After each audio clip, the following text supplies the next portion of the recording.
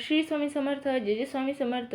तर आषाढी एकादशी जवळ आलेली आहे आणि आषाढी एकादशी झाली कीच भगवान पांडुरंग म्हणजेच महाविष्णू शयन करण्यासाठी जातात. तो शयन करण्याचा कालावधी म्हणजे चातुर्मास म्हणून ओळखला जातो. तर या चातुर्मासाचं महत्त्व काय, हा चातुर्मास कशामुळे असतो आणि या या कालामध्ये कोणत्या उपासना, कोणत्या धार्मिक पूजा केल्यामुळे त्याचे आपल्याला अधिक पटीने फल प्राप्त होते. त्याचबरोबर भगवान विष्णू शयन करायला म्हणजे निद्रावस्थेत का जातात आणि ते निद्रावस्थेत गेल्यानंतर कोण सृष्टीचा चालन करता असतो, सृष्टीच्या चालनाची पालनाची सूत्र कोणाच्या हाती दिली जातात, या सर्वाबद्दलची माहिती आज आपण या व्हिडिओमध्ये पाहणार आहोत. तर चला तर मग व्हिडिओला सुरुवात करूया. तर चातुर्मासाचा कालावधी हा 4 महिन्याचा असतो. ते 4 महिने म्हणजेच आषाढ शुक्ल एकादशी ते कार्तिक शुक्ल एकादशीपर्यंत भगवान महाविष्णू शयन अवस्थेत असतात. ते शयन अवस्थेत का जातात, तर अशी मान्यता आहे पुराणानुसार की जेव्हा पुराण काळामध्ये जेव्हा राजा बलीने तिन्ही लोकांवर अधिकार प्राप्त केला होता, तेव्हा भगवान विष्णूने वामन अवतार धारण केला आणि वामन अवतार धारण करून त्यांनी महाबलीकडे 3 पग जमीन मागितली. ती म्हणजे 3 पावलं जमीन मागितली आणि भगवान बली हा दानशूर असल्यामुळे तो नाही म्हणू शकला नाही आणि त्यांनी 3 पावले जमीन मागून घेऊन सर्व तिन्ही लोकांवर अधिकार आपले प्रस्थापित पुन्हा केले. तर त्यामुळे तेव्हा भगवान महाबलीने श्री विष्णूंना सांगितले की मी आपला एवढा भक्त असून तुम्ही या भक्तीचे मला काय फळ देणार. तर तेव्हा भगवान विष्णूने त्यांना वर मागायला विचारलं आणि जो वर पाहिजे तो माग म्हटल्यानंतर भगवान महाबलीने भगवान महाबली म्हणजे जो राजा बली होता तो राक्षस कुळातील होता आणि त्यांनी परंतु राक्षस कुळातील असून देखील तो भगवान विष्णूचा मोठा महान भक्त होता. तेव्हा मग राक्षसांची जागा ही पाताळात असल्यामुळे भगवानांना बलीने सांगितले की तुम्हीही माझ्यासोबत पाताळामध्ये राहावे. म्हणून भगवान विष्णू 4 महिने पाताळामध्ये गेले. तेव्हा जी महालक्ष्मी आहे, महालक्ष्मीने भगवान विष्णूंना पाताळातून वर आणण्यासाठी महालक्ष्मीने एका गरीब स्त्रीचे रूप धारण केले आणि तेव्हा आपल्या अवस्थेत असताना त्या राजा बलीने त्या स्त्रीची रक्षा केली. त्यामुळे मग महालक्ष्मीने त्या राजा बलीला राखी बांधली आणि तेव्हा राखीचं वचन म्हणून त्यांनी श्री विष्णूंना सोडवण्याची विनंती केली. तेव्हा मग श्री विष्णूला सोडवले आणि श्री विष्णू महालक्ष्मीसोबत मग वैकुंठाला आले.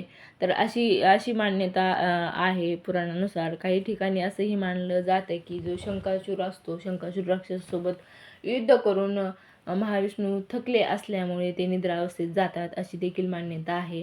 तर या पुराणातील मान्यता आहेत. परंतु या 4 महिन्यामध्ये भगवान विष्णूंचा हा शयन म्हणजे झोपेचा कालावधी असल्यामुळे तेव्हा आपल्या सृष्टीची सर्व सूत्र जी आहेत ती आपल्या भगवान शंकराच्या हाती दिलेली असतात. भगवान आपले सृष्टीचे चालक, मालक आणि पालनकर्ता, आपले पालक म्हणजेच हे विष्णू असतात.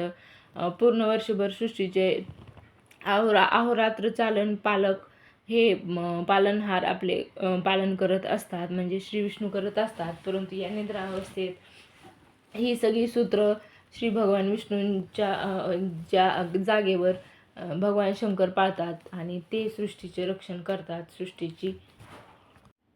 हिंदू धर्मामध्ये या चातुर्मासाला खूप महत्त्वाचं स्थान दिलं जातं. या चातुर्मासामध्ये वेगवेगळ्या सेवा, वेगवेगळ्या पूजा या कालामध्ये केले जातात. या कालावधीमध्ये श्रावण महिना येत असल्यामुळे श्रावण महिन्यामध्ये भगवान शंकराची आराधना महिनाभर खूप मोठ्या प्रमाणावर केली जाते आणि यामुळे भगवान शंकर अत्यंत प्रसन्न होतात. या कालावधीमध्ये पूजा अर्चा, जप तप केल्या आपल्यावर भगवान शंकराचा वरदहस्त कायम राहतो. या काळामध्ये शुभ कार्य टाळले जातात. त्याचबरोबर विवाह, साखरपुडा, मुंज असे कार्य देखील या काळामध्ये होत नाहीत. भगवान विष्णू शयन अवस्थेत असल्यामुळे या कालावधीमध्ये जास्तीत जास्त पूजा अर्चा, जप तप ह्याच गोष्टी घडतात. शुभ कार्य जसे अधिक मासामध्ये टाळले जातात, त्याचप्रमाणे चातुर्मासामध्ये देखील शुभ कार्य केली जात नाहीत. हा काळ हा आत्मशुद्धीचा व संयमाचा आहे. जप तप, पूजा अर्चा आपली आध्यात्मिक प्रगती वाढवण्याचा हा कालावधी असल्यामुळे चातुर्मासामध्ये जास्तीत जास्त जप तप पूजा अर्चा ह्या केल्या जातात. या काळामध्ये दानधर्म करण्यालाही खूप महत्त्व आहे. या काळात केलेले दान अधिक पटीने आपल्याला पुण्य प्राप्त करून देते. तसेच केलेल्या सेवा ईश्वरापर्यंत थेट पोहोचतात. आपली सेवा ईश्वरापर्यंत पोहोचण्यासाठी आपल्याला अधिकाधिक मोठ्या प्रमाणावर दानधर्म करणे, गरजू गरीब व्यक्तींची सेवा करणे, मंदिरात स्वच्छता करणे अशा गोष्टी पाळल्या पाहिजेत. या गोष्टी जितक्या जास्त होईल तितक्या केल्या पाहिजेत. या काळामध्ये अनेक जण कांदा लसूण वर्ज्य करतात. तामसिक पदार्थ आहेत ते वर्ज्य केले जातात. श्रावण महिना संपूर्ण श्रावण महिनाभर मांसाहार वर्ज्य केला जातो. तसेच या काळामध्ये जितके जास्त होईल त्या प्रमाणात सात्विकता ठेवली जाते, सात्विकता राखली जाते. आपल्या बोलण्यामध्ये, आपल्या वाणीमध्ये तसेच आपल्या आचरणामध्ये सात्विकता असल्यामुळे या कार्यामध्ये आपल्या हातून कोणतेही अनिष्ट होऊ नये यासाठी प्रयत्न केले जातात.